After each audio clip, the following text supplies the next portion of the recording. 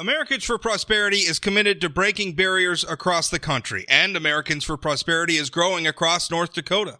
By calling on lawmakers to reduce taxes, spend less, improve health care, and provide second chances, we can empower all North Dakotans to rise. We're fighting for you. Join us today so we can make North Dakota the best state to live, work, and raise a family. Americans for Prosperity paid for this ad.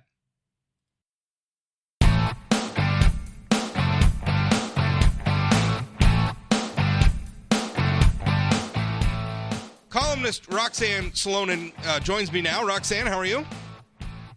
I'm doing very well. Thanks, Rob. Roxanne and I both write columns for Forum Communications. You probably, if you're listening to this podcast, you're probably familiar with both of us. And you're probably familiar with a little bit of a back and forth that we've had. I guess the genesis was a program at North Dakota State University, which made some news. They're calling it junk mail, which I don't like the name at all. I think this is a serious thing, and I think the name is a little tongue-in-cheek. Maybe that's me being an old man curmudgeon, but, this is a serious thing. And, calling it junk mail, I feel like is, I don't want to say inflammatory, but maybe I don't know that it's very helpful. But anyway, they're calling it junk mail. Essentially what it is it's a program where the school is going to mail out to students condoms, information about sexually transmitted diseases, dental dams, lube, stuff like that. My argument when I saw the article is because I'm very much in favor of birth control. I am very much in favor of sex education and just being blunt about this stuff because I think it's the best hedge to lower abortions. I am pro-life. I would rather people not have abortions. And so if we can get to a point where we're preventing unwanted pregnancies, then we can get to a point where there's fewer abortions. And in fact, I feel I look nationally, I look at the declining abortion rate in the United States of America, and I think that's very much a reflection of better sex education and better access to birth control. That's not my personal opinion. Now, Roxanne, you took exception to that, and you wrote a post rebutting it. What do you see wrong in my argument? Well, what I see wrong, you can look at the Center of Disease Control website if you want. They have an article that was posted with recent statistics from October of 2019, which is pretty recent. And in there, the alarming news was that STDs are on the rise. They haven't quelled at all. So I guess my question is, it seems to me, I looked at this quote this morning because I've heard it a lot and it was attributed to Albert Einstein. I'm not sure if that's true or not, but when we do something over and over again and expect a different result, that's the definition of insanity. And I know I switched that around a little bit, but it's a good quote. It's not Einstein, but it's a good quote. I think it's apocryphal actually, but yeah. Yeah, I figured as much. But anyway, so I guess I'm just wondering, I'm not seeing the evidence that birth control, you say abortions are down, and I know there's some evidence that they have decreased, but there's other ramifications and also evidence that it's still very strong. It's still something that is happening, and I'm more concerned about also the emotional effects as well as the physical effects. So I don't know where you want to take it from there, but yeah, I think college students pretty much know about birth control, and it's just it's not working, to be honest, because the more you promote sex outside the bonds of marriage, the more the chances are going to go up for unplanned pregnancy, a pregnancy that hasn't been prepared for. And so then we're faced with this moral dilemma of what do we do with this unplanned child? So there's a lot there to unpack. Let's start with abortion. Both you and I are pro-life. I think we come at it from different angles. I know that you're very religious. In fact, your column is, I think the theme of it, fair to say, is a column about spirituality. I'm an atheist, personally, but we're both pro-life. Abortions have gone down. Why do you think they've gone down? Well, I think it's more of the awareness. I think the people, the young people that were born after Roe v. Wade consider themselves survivors. And I think there's an awareness, a growing awareness. We're seeing that young people are understanding that they made it through. There was a choice to be made, and they were the lucky ones. And I think there's just an awareness more and more, and we're seeing that at the March for Life. It's going to happen again, as it does every year to protest Roe v. Wade. So I think that's part of it. I think it's a growing awareness of young people themselves realizing they're still here, don't you think should be valued. But don't you think sex education is part of that awareness? I think it's an awareness of that they're alive. No, and I'm not against education, but I'm thinking maybe the sex education should be this, okay? I think we should go back to sex education explaining where babies come from. And I know that seems really blunt, no, but I'm on board. The thing when I talk about sex education and people come back to me like, well, they don't already know this stuff. Well, nobody told them. Yeah, I mean the problem is kids. If you're not going to be out there, giving the kids good sex education, then they're going to be educating themselves. And kids sometimes they make up fables, or sometimes you'll hear from another kid that something's true and it's not. I mean, I was a middle school boy at one time, and we believed some pretty wild things about sex that turned out not to be true at all. I think that sex education can pierce that vacuum and educate a little bit and maybe help prevent some unwanted outcomes or unfortunate outcomes. Okay, and I, again, agree with education. I don't agree that handing out condoms in the mail to college students is education. I believe it's a very dangerous message that we're giving our kids instead of holding them to a higher standard and taking a step and looking forward and saying, are we on the right track? Is this getting us anywhere? In fact, we're finding that there's more and more damage, not just from STDs that are on the rise, but fatherlessness, divorce. There's all sorts of things that are causing a breakdown of the family. And I think we know this is not just a religious argument at all. Seculars also see the damage that's being affected by unprotected sex and its devastating effects. And one of those two that comes into this equation is pornography. You mentioned that in your column. It is an issue. People are using each other because they're not forming that bond, that irreplaceable bond before. They're not thinking of the child before. We're not thinking of this from the vantage point of the child. And so the child becomes an enemy in this and something that we have to get rid of. And I think that's enough to cause us to pause and really think about what we're doing. Okay. And again, a lot to unpack. I think we maybe on the question of sex education, maybe we agree more than we disagree, but I just don't agree with you on the idea that handing out condoms is somehow a bad idea. And the thing is, every time this issue comes up, the basis of the counter argument seems to me that we're somehow promoting promiscuity by giving people condoms. And I just don't think that's the case. I think you could still say, hey, make responsible decisions. Be careful in who you choose to share this with. But if you're going to do it, use a condom. And use other sorts of birth control to make sure that you're not spreading disease and to make sure that you're not, creating a baby when you're not ready for a baby. And you do know, too, that condoms tend to fail. And so then what happens? And they're better than no condom. Well, yeah, but then you still have the ramifications. So I'm coming back to, well, someone put it this way yesterday, and I think it's very simple. Someone shared on Facebook with me. Greater access to birth control leads to greater willingness for sexual intercourse with no desire for children, leads to greater incidence and possibly for unintended pregnancy, leads to greater need for abortion in general. Okay, but if your argument is that we should go back to just sex within marriage for the purposes of procreation, I'm not sure there was ever a point in human history, certainly not in the United States in the last century, where that was anywhere approaching a majority point of view.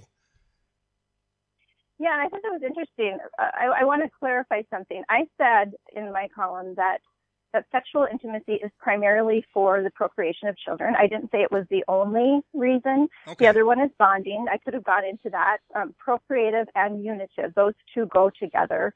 And when you separate those, and it only becomes, sexual intimacy only becomes something for pleasure, which is something that's becoming rampant in our society.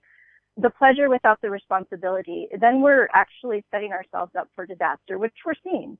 And one of the analogies that came up yesterday, and of course, all analogies fall apart at some point, but was giving a child a beer, someone who's of driving age, a can of beer, and as they drive off, you're setting them and say, don't drink this, don't do this, it could hurt someone, but yet you're giving it to them. That's like giving them the condom and saying, be responsible with this, but condoms don't always work, and sometimes there's holes, and then a baby can be created, and then you have something very serious. And now we're talking about looking at possibly ending the life of a human being. Well, you're also talking to a libertarian here. So the argument about giving somebody a beer, I mean, my counter argument is beer exists in the world.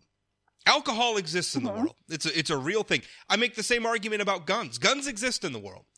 Now, I don't know if, like, for instance, my kids, I don't know if they're ever going to be that interested in guns. I don't know if they're going to be hunters. I don't know if they're going to be shooting enthusiasts. I don't know where their interests are going to lie. But they're going to have a basic understanding of how guns work because guns exist in the world. And if they're around them, I want them to understand how to be safe. And the same with alcohol. Alcohol exists in the world. And I personally, I struggled with alcohol at one point in my life. I don't drink now. That's a choice that I've made. I don't know what choices my children will make.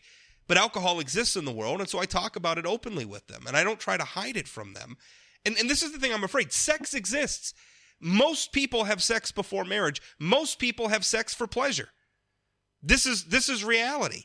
And if since that's reality, I want to tell people, okay, if you're going to do this, here's how to do it responsibly and safely. And oh, by the way, condoms aren't foolproof. Condoms aren't 100%. The pill isn't 100%. No form of birth control available to us now is going to be 100% short of just not having sex. But since most people are going to choose to have sex anyway, here's how to do it safely and responsibly. I don't understand why that is such a bad message. I want to come back to another point that you made earlier, too, is that my perspective is going backwards. I actually think it's going forward. I think we're looking at the disasters that are happening from the way we've been doing things, and I'm saying, why don't we try something? Why don't we try something different? Why don't we promote what disasters education? though? Why don't we? I mean, because I'm looking around, and I realize you mentioned something at the CDC about sexually transmitted diseases going up and down, and I don't know. I don't know. I haven't looked really into that. I don't know. I know abortion rates are down. I know unwanted pregnancy rates are down. I know that violent crime, including sexually violent crime, although we've certainly had come through an era where women, for instance, are speaking out about a lot of problems there, and we're dealing with some of that. But at least the hard crime statistics that we have is the violence is down. So I hear people all the time talk about how terrible things are. We're a less violent society today, including sexual crimes, than we were even a few decades ago. And I don't know. For years, I've heard people tell us, violent video games or pornography, and it's going to lead us down this road, and we're going to be violent rapists and everything else. And I'm just not seeing it. We have more violent video games, more violence in movies, more porn available than ever before, and easier to access than ever before. And yet somehow we have less crime. Where are the problems? Well, it depends on how you look at things. I pulled up an article last night that Chris Dodson from the North Dakota Catholic Conference wrote, and he was pulling statistics from various research. And some of the things I highlighted here, states that spend more tax money on contraception, impose contraception coverage mandates on insured, and aggressively make contraception available in schools and public facilities have higher abortion rates than states do not. And the researchers have shown that nations that devote money and laws to achieve greater access to contraception have higher abortion rates. Also, according to this is the Planned Parenthood research arm, Alan Guttmacher Institute, a pro-abortion research organization, most women who have abortions used contraception when they got pregnant. So, we can look at different articles and stats and things and see a different view. But what is clear is that there's a degradation in our society. There's a crisis of huge proportions. I don't think there is. I don't think nationally abortions are down, and of course states that don't, of course states that are handing out condoms and having some of these more enhanced sexual education programs are probably more liberal states that probably have fewer restrictions on abortion. I have no doubt that Minnesota has a much higher abortion rate than the state of North Dakota, because North Dakota has one abortion clinic. A lot of people from North Dakota who want to get an abortion aren't getting an abortion in North Dakota. They're going to Minnesota or going to another place where they can access it more easily. And so I don't know that those statistics really tell the story that you want to tell. Okay, but then let's go back to the original premise that mailing condoms in the mail and other things to say you're going to have sex, then you might as well, here, we'll help you. We'll help you do it safer. Yeah. There's no such thing as safe sex. We know that. Even the, organizations that used to use the word safe sex have pulled back from that because they know that that's not true, especially with STDs going up. But that's going to be hard. I mean, something we can say anymore. What about sex within a marriage? Is that safe sex? Sure, a monogamous marital relationship would be, the safest sex that you can have. Yeah. Yeah. Okay. I agree. I mean, short of there's no 100% foolproof way to have sex and not be at some level of risk for an unwanted pregnancy or some level of risk for an STD. I mean, you could be in what you think is a monogamous relationship, and maybe it turns out your partner is unfaithful and they bring a disease into the relationship. I mean, there's risks all around us. Every time I get in my car and drive my kids to school, there's a risk.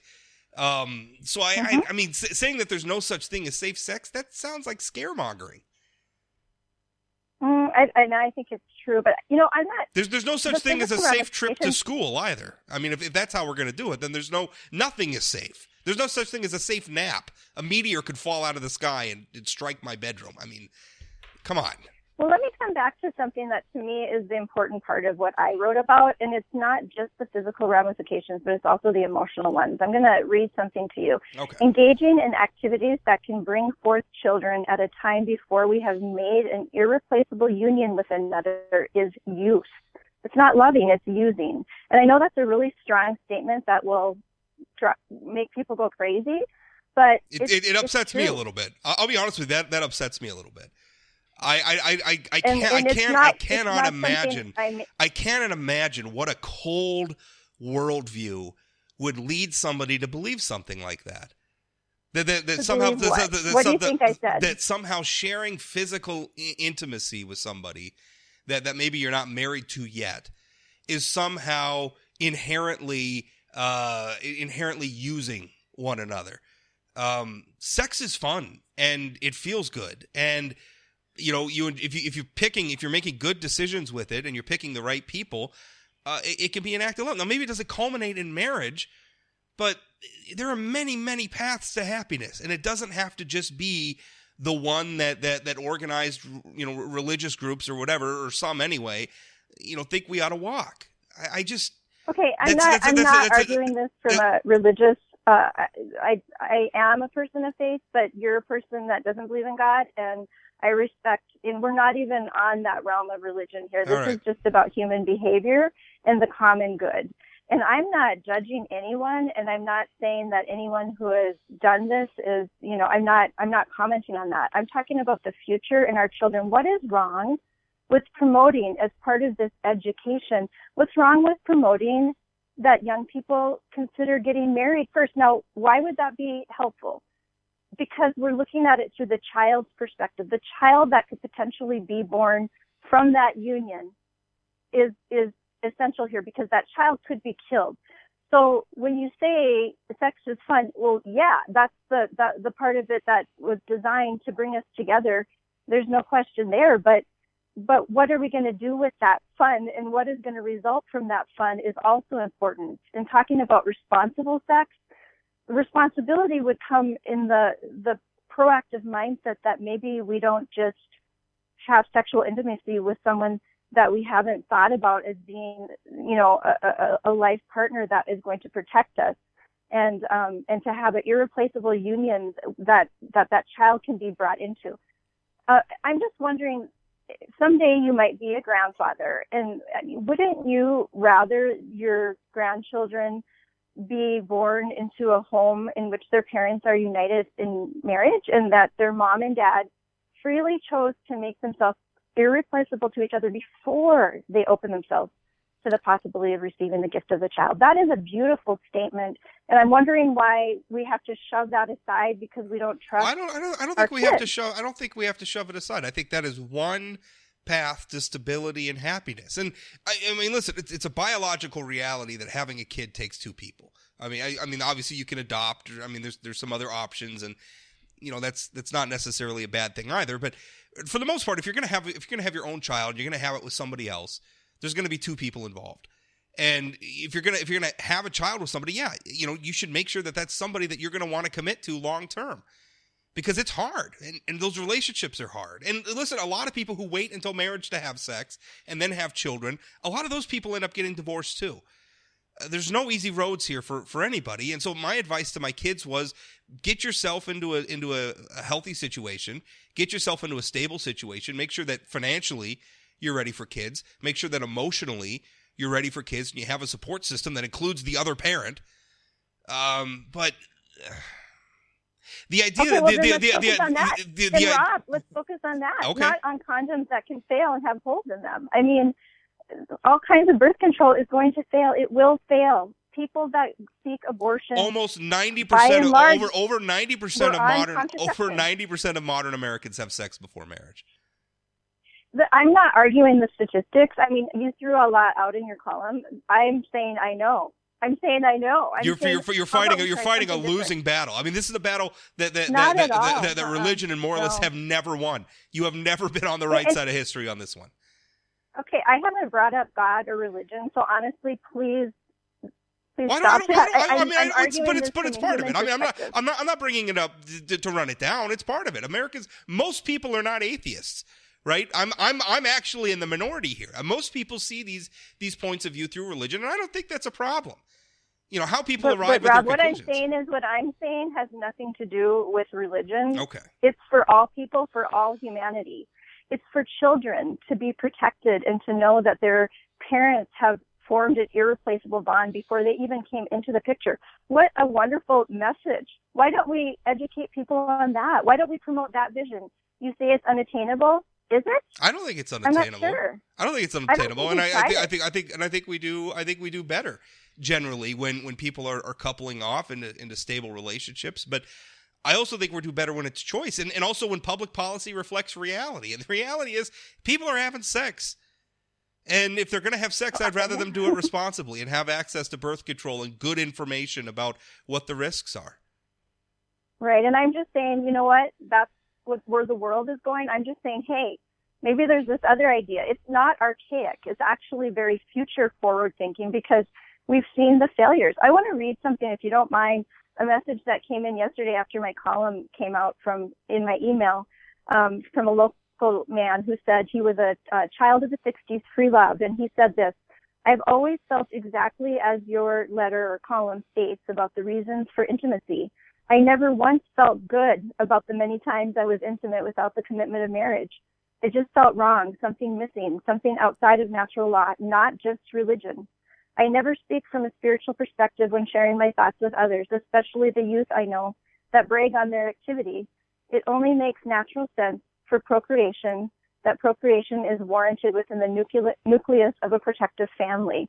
And I hear you saying that you do agree that would be the best way, Rob. So sure. If that's true, then why not have that be part of the education? Sure. And even the thrust of the education that, hey, here's a new idea. Let's promote marriage before sexual intimacy. It's not unattainable. Because because nobody's going to do it. Almost nobody's going to do it. You know what? Oh, that's so sad. That's such a defeatist point of view. I mean, you know what? I don't even see. I feel like before I buy a car, I take it for a test drive. Listen, like it or not, sex is a huge part of any romantic relationship. A huge part of it. And if you're not sexually compatible with the other person, you're gonna have problems. And I feel like that's something you should check out before you get married. Okay, yeah, we disagree there. I believe that the commitment comes first, and you will be compatible if you have made that commitment and showed self-restraint beforehand, because those are the qualities that are going to make for a long-term marriage. That may be true for you, but you're also not everybody. And there's I mean, believe me, there's a. No. I mean, if if the internet has taught us anything, there is a very broad spectrum of sexual tastes. And I think you got to find out if you're going to be compatible in that way with the other person. I just think you do. Okay, so let's go back to the beginning. Babies are created from sexual intimacy. Yes. So I wouldn't mess around and play Russian roulette with something like that. I would. But it doesn't have to be Russian roulette. I'm just proposing that we look forward, see that this isn't working. There's all kinds of issues, and children, women, girls in particular, are in vulnerable situations. They're the ones that are left with this unplanned pregnancy, and a lot of men relegating their responsibility. Responsibility should come beforehand, and it should be thought out. One of the reasons a lot of men is because men don't necessarily get to dismiss. Women get a choice. I mean, that's the legal reality in America today is women get a choice. They can have an abortion. You try running away from your child support responsibilities. They will put you in jail for not paying child support. So men don't necessarily get to shirk their responsibilities. Yeah, men have definitely have been sideswiped here in this, but their natural duty of a father is to protect his child. Absolutely. And so that has been forgotten about a little bit. I don't know that that's true, but it's a hard thing, and I look at society, and there's just a lot of people who are going to make a lot of decisions, and I don't think there's anything wrong, Roxanne, with you and people who think like you going out in the world and saying this is the way to do it. This is the right way to do it. I don't have a problem with that at all. And in many ways, I even agree with you. I agree that having a stable relationship should be first before you have a kid. That's reality. But there's another reality is that most people are going to have sex before marriage. And if they're going to do that, then gosh, you should be using condoms and you should be using birth control. And the easier birth control should be over the counter. The pill should be over the counter, I think, because people should have access to it. And the more access they have it, we're going to have fewer unwanted pregnancies and fewer abortions. And that should be an outcome we both want. That's not how it plays out, though. And this is like, it's like saying people are going to drink and drive. And so here, we'll just give you access to alcohol before you get in your car. But it's not alcohol. Condoms aren't alcohol. It's really no different. No, it is different. There's a big difference between a condom and a beer. Like I said, all analogies break down, but you're taking risks by saying, here's a condom. I know you're going to do this anyway, so we'll just give you all these But they supplies. are taking the risks anyway, so let's minimize the risks. That's essentially my argument. It's risk mitigation. They're going to do it. I would say the best risk mitigation of all, and it's not from a religious perspective, is to form a union, an irreplaceable relationship before. And I'm glad that you agree with me. I think it's a beautiful concept, and I think it's something that's very forward-thinking, and I think it's something that we could educate and promote. And I think you'd be surprised at this beautiful message and the truth of it and how people will when they are presented it. Yeah. But if we just give them the alternate thing and set the bar low, of course they're going to go to that bar low, and you know what? It's going to hurt them. And that's this is all humans. It doesn't matter what you believe. People are being hurt. STDs can cause infertility. There's a huge rise in infertility, and a lot of it is connected, they're finding, with STDs. I mean, this is harming our children and our future. So I'm saying let's put this other thing out there. And I don't agree. I think actually we're in a better place than we were not that long ago. I think unwanted pregnancies are down. I think some of the stigmas around sexually transmitted diseases are getting better. I mean, AIDS is even something that you can live with today. It's still a terrible, terrible disease, but you can live with it today. I mean, medical science and education and information has made things better. I don't think things are worse today. Roxanne, on some of this we agree, on a lot of it we don't.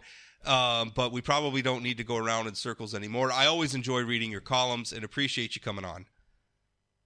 Well, thank you. I was looking forward to a respectful and robust conversation, and I think we did it, Rob. I do appreciate your respect and reaching out to me today. Absolutely. Thank you.